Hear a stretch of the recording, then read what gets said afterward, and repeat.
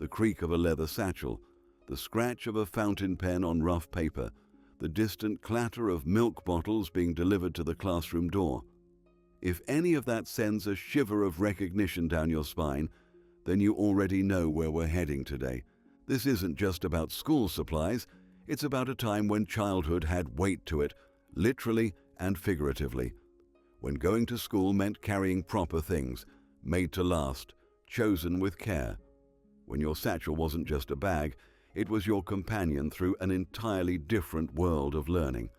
Today, we're unpacking 15 things that every British child carried through those school gates in the 1960s. Some will make you smile, others might make your shoulders ache just remembering the weight of it all. But stick with me until the end, because tucked away in this list is something that might just unlock a memory you'd forgotten you had. Let's start with the cornerstone of every 1960s schoolchild's existence, the leather satchel. Not a backpack, mind you, not some lightweight synthetic creation. This was a proper leather satchel built like a small fortress and designed to outlast your entire education. These weren't mass-produced in some far-off factory. They were crafted by local leather workers who understood that a child's satchel was an investment, not a purchase. The leather was thick, often a rich brown that would deepen with age. The brass buckles weren't just functional, they were statements of quality, gleaming against worn leather like small badges of honor. You'd remember the smell, wouldn't you? That distinctive leather aroma mixed with pencil shavings and the faint trace of your mother's hand cream from when she'd packed your lunch. The weight of it pulled at your shoulder as you walked to school, heavy with exercise books and the essential kit of learning. But here's what made it special. It wasn't just yours for a year or two. This satchel would see you through primary school, secondary school, maybe even passed down to a younger sibling. It developed scuffs and scratches that told the story of your education, marks from running for the bus, worn patches where your elbow had rubbed during homework. Your satchel wasn't just carrying books, it was carrying aspirations, your mother's hopes, your father's pride. Every morning, slinging it over your shoulder meant stepping into a tradition of learning that demanded respect, preparation, and the right equipment to match. Tucked carefully in that satchel, usually in a dedicated loop or pocket, was something today's children would find completely foreign. A proper fountain pen. Not a biro, mind you. Those cheap plastic things were newfangled inventions that most schools viewed with deep suspicion. No, you carried a fountain pen, and with it came an entire ritual of writing that's been lost to time. Every desk in every classroom had a small ceramic ink well embedded in the upper right corner, a circular depression that held just enough ink for the day's lessons. The ink was proper ink too, deep blue or black, with that slightly metallic smell that would stain your fingers if you weren't careful. And let's be honest, you were rarely careful. The morning routine was sacred, unscrewing the fountain pen, dipping the nib into the inkwell, watching that precious blue-black liquid flow up into the cartridge. You learned to judge the perfect amount. Too little, and you'd run dry mid-sentence. Too much, and you'd create blots that earned you sharp words from the teacher. Your fingers told the story of your dedication. The side of your middle finger, permanently stained with ink, marked you as a serious student.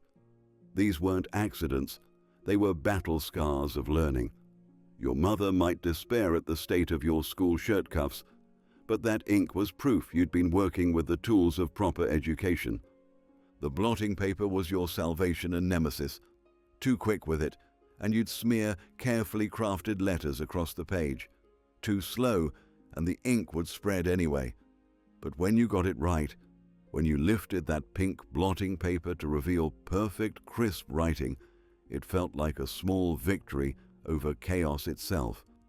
Perhaps nothing defined the 1960s school experience quite like the daily ritual of school milk. Every morning, without fail, crates of small glass bottles would appear outside classroom doors like clockwork.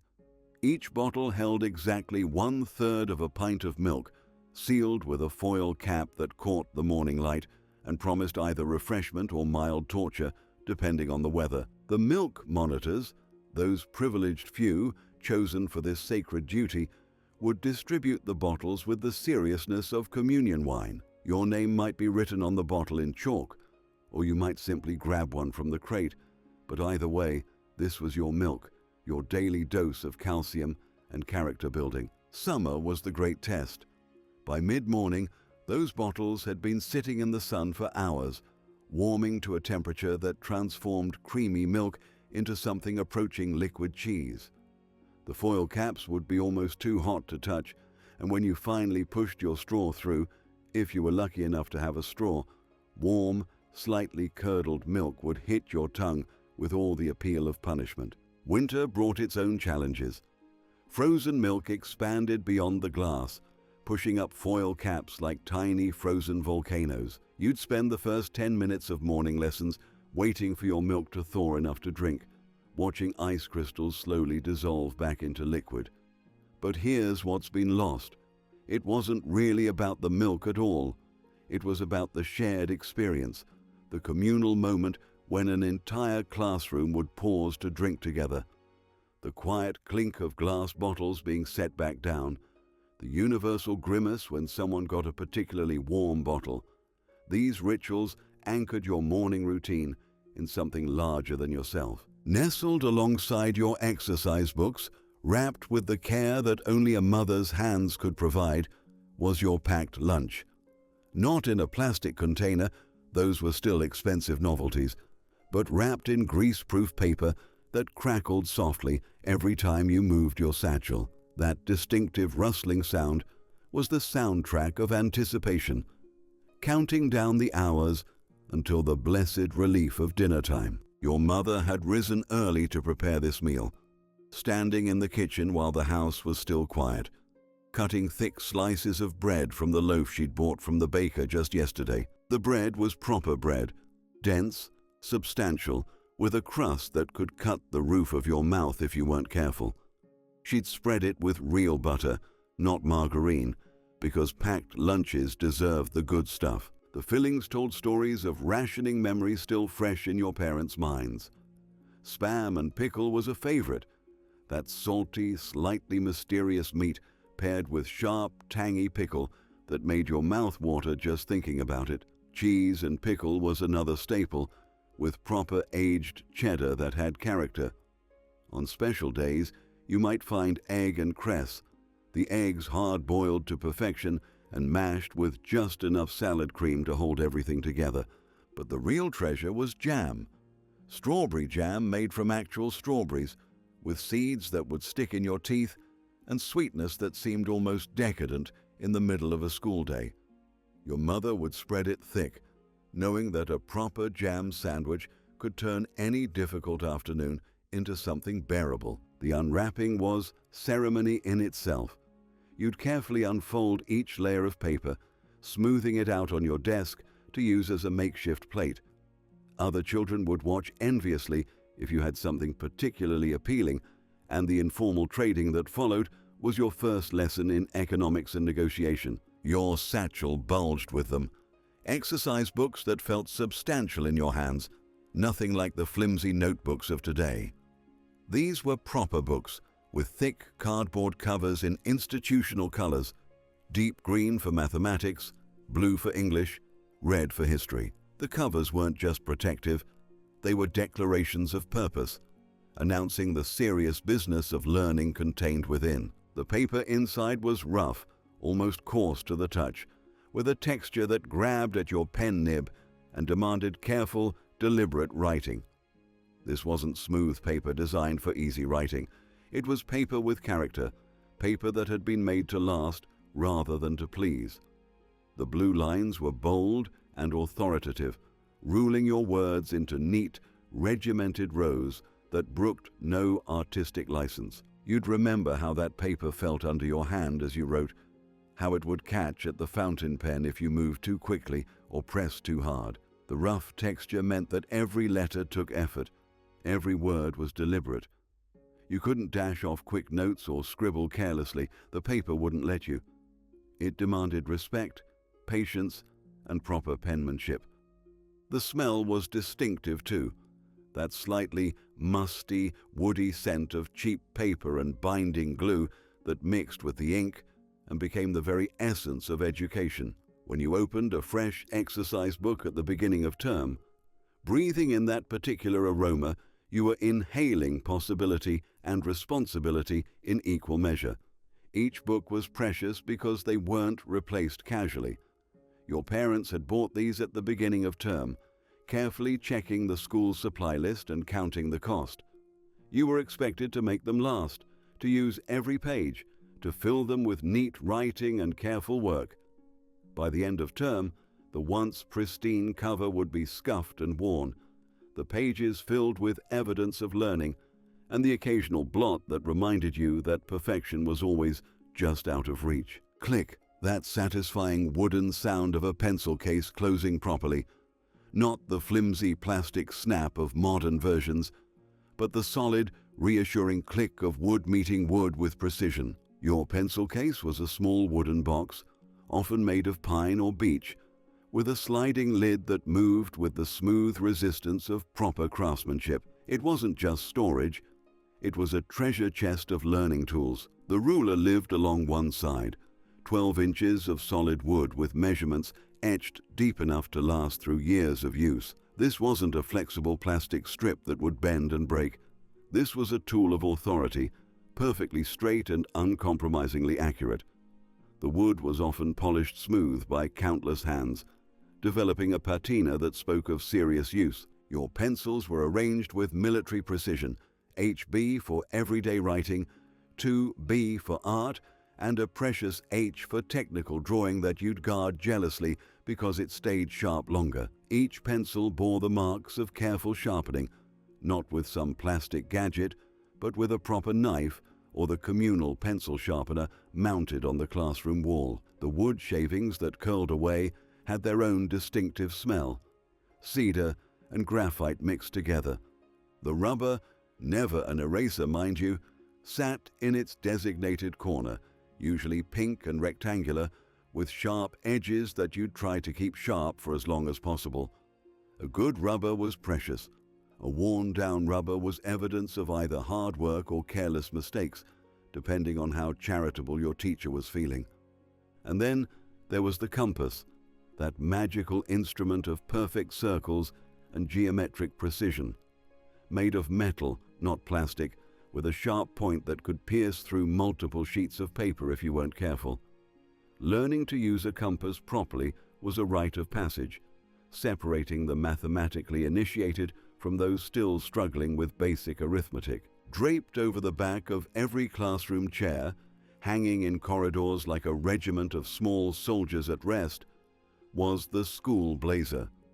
Not a cardigan, not a jumper, but a proper blazer made of wool, so thick you could practically stand it up on its own. This wasn't clothing, it was armor, a uniform that transformed ordinary children into representatives of something larger than themselves. The weight of it was the first thing you noticed. Pure wool, woven tight and dyed in colors that announced your allegiance from across the playground: navy blue, bottle green, maroon, or that particular shade of gray that seemed to exist only in school uniforms. When you put on your blazer in the morning, you weren't just getting dressed, you were assuming a role, accepting responsibility. The school badge was the crown jewel, sewn onto the breast pocket with the precision of a military decoration. These weren't iron-on patches or cheap embroidered logos. They were proper badges, often featuring coats of arms designed by Victorian headmasters who understood the power of symbols. Lions rampant, crossed quills, Latin mottos that nobody could translate but everyone could recite. You'd trace that badge with your finger during particularly tedious assemblies, feeling the raised embroidery, the metallic threads that caught the light. It connected you to generations of children who had worn the same symbol, sat in the same classrooms, learned the same lessons. The brass buttons were another mark of quality, real brass that needed polishing, not the plastic imitations that would come later. Your mother would spend Sunday evenings with brasso and a soft cloth, bringing those buttons back to their golden gleam. She understood that a properly turned-out child reflected on the family, that the state of your blazer said something about the standards maintained at home. Tucked into your blazer pocket, folded with the precision your mother had demonstrated every Sunday evening, was something that today's children might find quaint, but was once as essential as your shoes. A clean handkerchief. Not a packet of tissues, those were expensive luxuries, but a proper cotton handkerchief, washed, ironed, and folded into a perfect square that announced to the world that you had been properly raised. Your mother's voice would follow you out the door every morning. "Have you got your hanky?" It wasn't really a question. It was a reminder of standards, of the basic requirements of civilized behavior. A child without a handkerchief was a child whose parents had failed in their fundamental duties.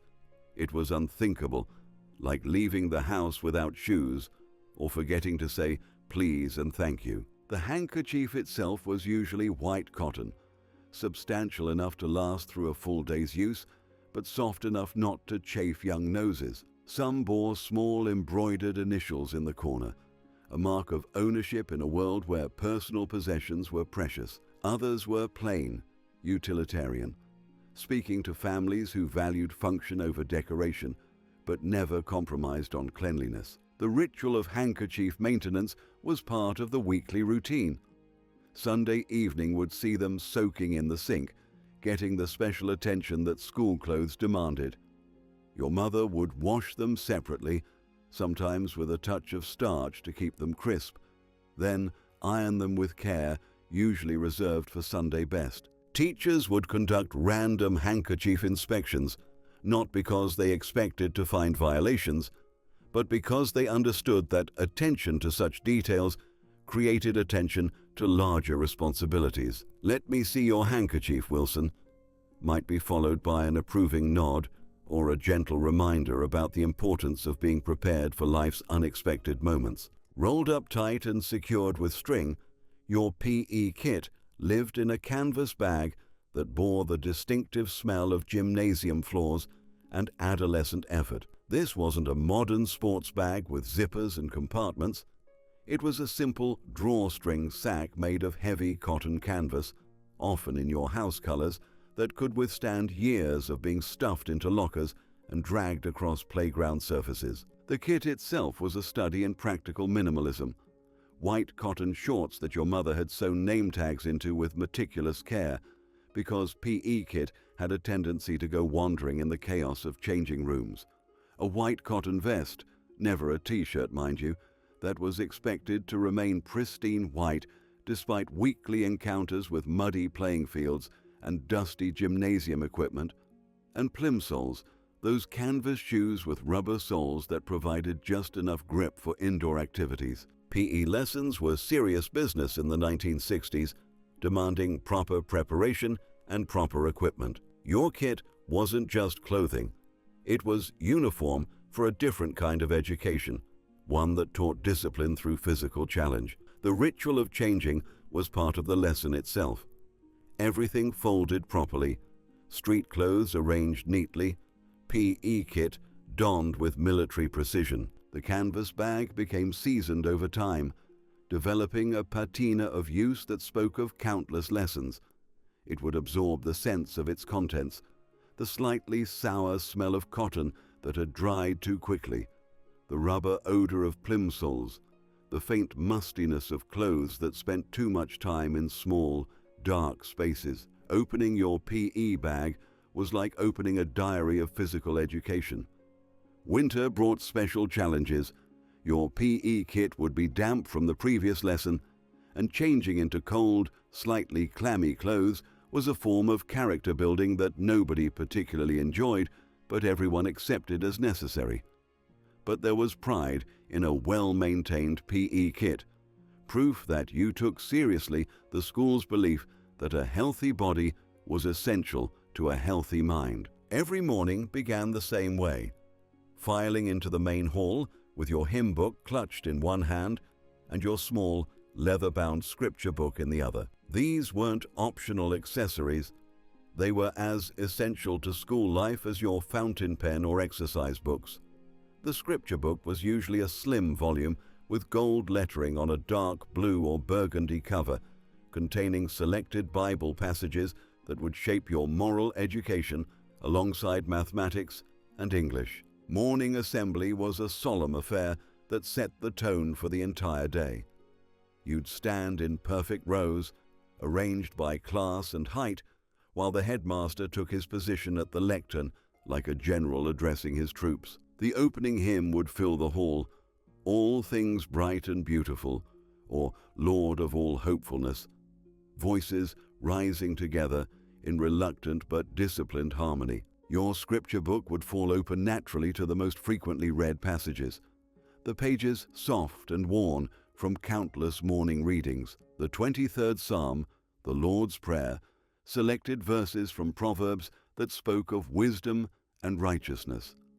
You might not have understood every word, but you knew them by heart, the rhythm and cadence becoming part of your internal landscape. The daily reading would be followed by prayers, heads bowed in unison, eyes closed in contemplation or mischief, depending on your disposition. The headmaster's voice would boom across the hall, reminding you of your duties to God, country, and parents.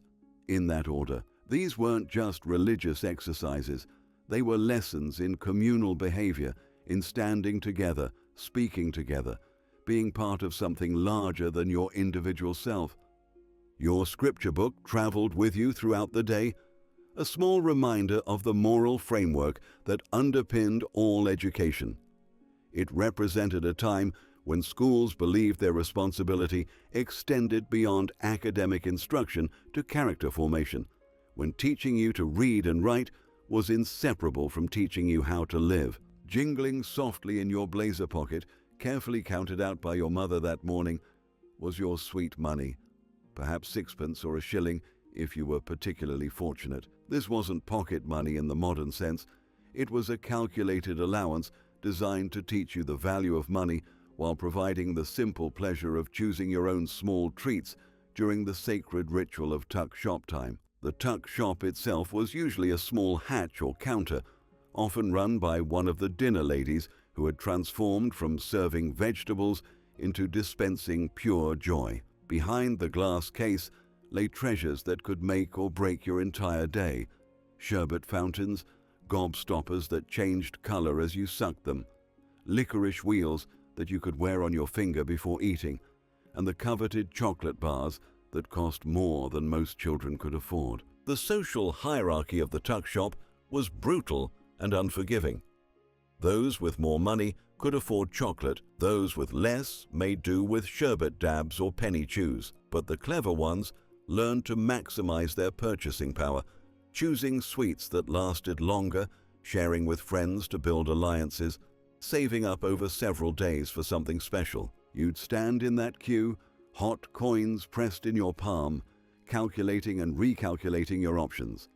Should you go for immediate gratification with a quick dissolving sweet, or invest in something substantial that would last through afternoon lessons? The weight of these decisions felt enormous, your first real taste of economic independence and responsibility. The tuck shop taught lessons that no classroom could provide: the value of money, the pain of want, the joy of delayed gratification, and the complex social dynamics of sharing and trading. Your sweet money was more than currency. It was your introduction to the adult world of choices, consequences, and the bittersweet realization that you couldn't have everything you wanted. The daily journey to school was an adventure in itself, marked by the precious bus pass that lived in your satchel, or the well-worn walking route that you could navigate with your eyes closed. For those lucky enough to live beyond walking distance, the weekly bus pass was a ticket to independence, a small rectangular piece of cardboard that represented freedom from parental escort and entry into the adult world of public transport. The school bus was a mobile classroom of social dynamics, where friendships were forged and hierarchies established. Older children claimed the back seats by unspoken right, while younger ones huddled near the front under the watchful eye of the conductor. Your bus pass had to be shown with the solemnity of a passport, dog-eared from constant handling, sometimes reinforced with sticky tape when the corners began to fray. But for many children, the journey to school was measured in footsteps rather than bus stops. Walking to school was a rite of passage that taught navigation, punctuality, and responsibility. You learned every shortcut, every friendly dog, every house where you might shelter from sudden downpours. The route became as familiar as your own bedroom, marked by landmarks that measured your progress. The postbox where you turned left, the corner shop that marked the halfway point, the school gates that meant your journey was complete. These daily journeys weren't just transportation. They were preparation for life. You learned to read clocks and timetables, to judge distances and weather, to navigate social situations without adult intervention. The walk to school might include collecting friends along the way, creating small processions of children that grew larger as you approached the school gates. Your journey to school was your first taste of independence, your daily proof that you could be trusted to get yourself from home to education and back again. Whether by bus or on foot, it marked the beginning and end of each school day with a ritual of movement that separated home life from school life, childhood from learning. Tucked into your satchel alongside your exercise books was a small, unassuming notebook that carried the weight of academic responsibility, your homework diary. This wasn't a glamorous item, usually a simple exercise book with lined pages or a purpose-made diary with spaces for each subject. But it was the bridge between school expectations and home accountability. Every afternoon, as lessons drew to a close, you'd carefully copy down homework assignments in your best handwriting. Mathematics, pages 47 to 49, exercises 1 to 15. English, essay on my summer holiday, 300 words minimum. Geography, draw a map of South America, include major rivers. The diary was your contract with education, a written promise that learning would continue beyond the school gates. Your parents treated the homework diary with the reverence it deserved. Each evening, your mother or father would check it carefully, ensuring that every assignment had been completed and understood. Many diaries required parental signatures, proof that home and school were working in partnership to shape your education. The weekly signature was a small ceremony of accountability that reminded you that your education was a family affair. The diary also served as a time management tool, teaching you to plan ahead and organize your workload. You learned to spot the evenings when multiple assignments would collide, when you'd need to start that geography project earlier to avoid a crisis. The act of writing down your homework made it real, unavoidable, a commitment that couldn't be forgotten or ignored. Teachers would conduct regular diary inspections, checking not just that assignments were recorded, but that they were written clearly and completely. A messy homework diary was evidence of a disorganized mind. A missing diary was practically a criminal offense. Your homework diary was more than a notebook. It was a tool for building the habits of responsibility, planning, and follow-through that would serve you long after your school days ended. The moment you crossed the threshold into school, a familiar ritual began, the changing of shoes. Every child carried a pair of indoor shoes, usually black plimsolls or soft-soled shoes, that would replace the outdoor footwear that had navigated puddles, mud, and playground gravel. This wasn't just about keeping floors clean, it was about transformation, marking the transition from the outside world into the ordered environment of education. Your indoor shoes lived in a designated spot, perhaps a bag hanging on your peg, or lined up neatly in the classroom's shoe corner. The changing routine was swift and practiced. Outdoor shoes off, carefully placed in the proper location. Indoor shoes on, laces tied with the precision your mother had drilled into you. The soft soles of your indoor shoes made you move differently, more quietly, more thoughtfully through corridors and classrooms. The sound of a school in indoor shoes was distinctive, the soft whisper of rubber soles on polished floors, the gentle squeak that announced movement without disruption. It created an atmosphere of contained energy where children could move freely but not carelessly, where the very act of walking became part of the discipline of learning. Teachers patrolled for proper footwear with the vigilance of customs officers. Forgotten indoor shoes meant uncomfortable lessons in socks, or worse, having to wear the dreaded spare shoes from the lost property box, usually ancient plimsolls that had seen better decades and fitted no one properly. The changing routine taught practical lessons about preparation and responsibility. You learned to remember 2 pairs of shoes, to keep them clean and organized, to manage the daily transition between outdoor freedom and indoor focus. Your indoor shoes weren't just footwear, they were symbols of respect for the learning environment, markers of the boundary between the casual world outside and the serious business of education within. The rhythm of school life was dictated by one unmistakable sound: the school bell. Not a gentle chime or electronic buzz, but a proper brass bell that rang with authority across playgrounds and through corridors, announcing the segments of your day with mechanical precision. That bell was more than a timekeeper.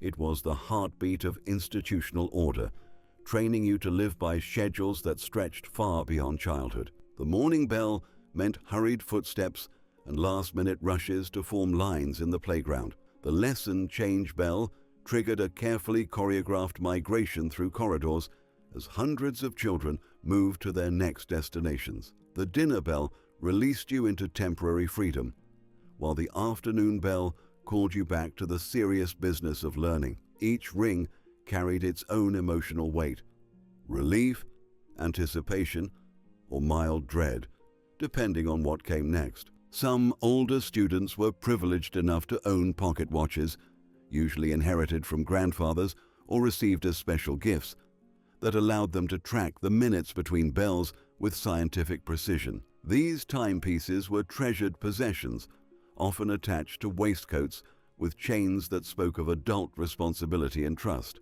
Checking your pocket watch during lessons was a small act of rebellion disguised as time management. The bell taught you that time belonged to the institution, not to you.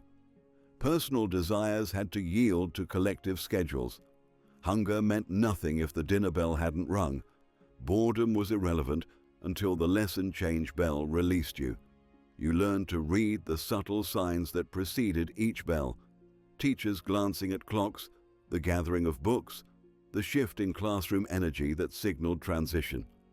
This mechanical division of time prepared you for a lifetime of schedules, deadlines, and external authorities that would dictate the rhythm of your days. The school bell wasn't just marking time, it was teaching you to live within time's constraints, to find purpose and meaning within structures imposed by others. There they are, 15 things that once filled every British child's satchel, each one a small piece of a larger world that valued preparation, responsibility, and respect. But looking back, these weren't just school supplies, were they? They were the tools of transformation, the everyday objects that shaped character as surely as they served practical purposes. Each item carried weight beyond its physical presence. Your leather satchel wasn't just carrying books, it was carrying expectations. Your fountain pen wasn't just writing words, it was inscribing discipline into your very movements. That daily milk, warm or frozen, wasn't just nutrition, it was communion with hundreds of other children sharing the same simple ritual. If any of these memories stirred something in you, if you can still smell that leather satchel or feel the weight of a proper fountain pen in your hand, then you understand what we've lost along the way. The simple dignity of proper tools, chosen with care and maintained with pride. Share your own school memories in the comments below. Which of these items do you remember most clearly?